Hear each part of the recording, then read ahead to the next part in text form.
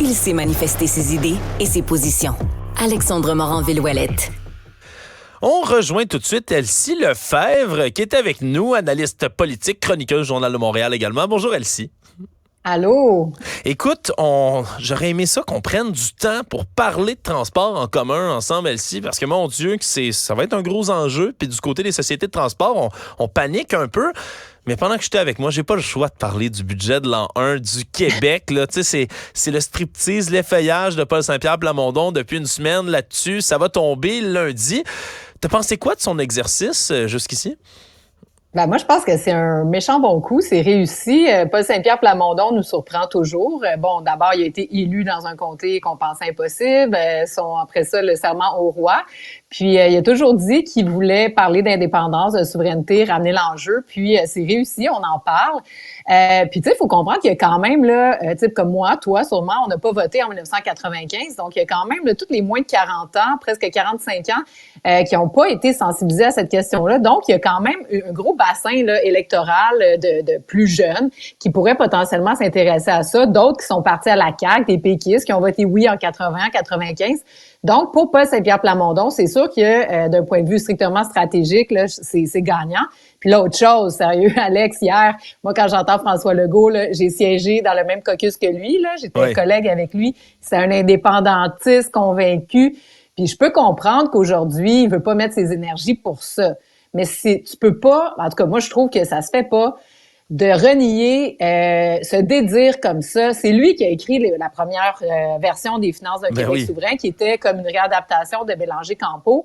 Il disait qu'il fallait le faire, que c'était rentable, etc. Puis on arrive au même résultat avec ce que Paul Saint-Pierre Plamondon dépose aujourd'hui. Donc moi, là, capitaine 7 heures, bonhomme 7 heures, capitaine Canada, Jean Chrétien, Jean Charest, sort de ce corps. Franchement, François Legault, je trouve que ça l'honore pas de faire ça.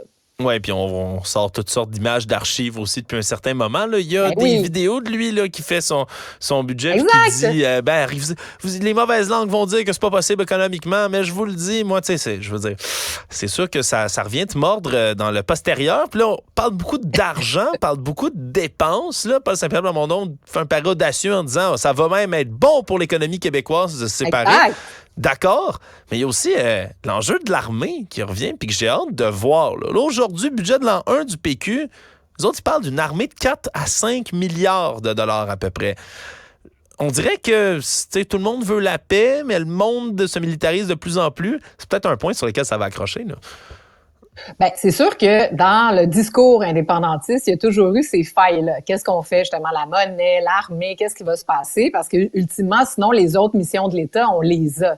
Donc, l'armée puis la monnaie, c'est deux éléments, là, dans le fond, que le Québec rapatrie où on n'a pas on l'a pas déjà, quoique on a quand même la base de Valcartier, là, qui est quand même une base importante où c'est déjà financé. Puis je pense que l'objectif, c'est de refinancer, dans le fond, Valcartier. 4-5 milliards. De toute manière, là, le Québec, on va s'entendre, là, on sera jamais une puissance mondiale d'un point de vue militaire. Le Canada l'est même pas. On fait rire de nous. Donc, le Québec va être une petite armée, là, ben simple. Puis comme d'autres pays, donc peut-être des casques bleus, des trucs comme ça. Mais on s'entend que si les États-Unis demain matin décident d'envahir le Québec, là, on va se coucher puis on va dire merci, bonsoir. Donc, il y a aucune visée pour le Québec de devenir un agent militaire mondial influent de je sais pas quoi. Donc, c'est dans le fond, c'est de préserver les actifs. Puis moi, je pense, en tout cas, on va le voir lundi. Mais en 2005, quand ça a été déposé, aucun fédéraliste n'a remis en question les chiffres. Même Jean Charest a dit que le Québec était financièrement viable. Puis on en parlait ce matin avec Mario Dumont. Je veux dire, Mario Dumont le dit lui aussi. Je veux dire, le Québec, on serait une des 20-25e économies les plus fortes au monde. Là. Donc, tu sais, on va arrêter de se faire peur puis de penser qu'on va crasher le lendemain de l'indépendance. Mais là, tu as raison, où c'est nouveau. C'est que lui, il nous dit qu'on va prospérer au lendemain de l'indépendance, que ça donne des opportunités. Bref, moi, je trouve ça intéressant comme discours. C'est une grosse promesse, certainement, à respecter. Elsie Lefebvre, on aura l'occasion d'en reparler ensemble avec plus de temps, certainement. Merci beaucoup d'avoir été là. Au revoir. C'est ce qui conclut cette émission. Je rappelle que Yasmine Abdel-Fadel sera de retour dès lundi. Gros merci à Audrey Robitaille, à Tristan, également Brunet Dupont qui ont travaillé à cette émission. Je vous dis un gros merci. Je serai de retour, moi, en remplacement d'Alexandre Dubé lundi matin, qui lui aussi, à son tour, prendra un repos bien mérité. Merci et au prochain épisode.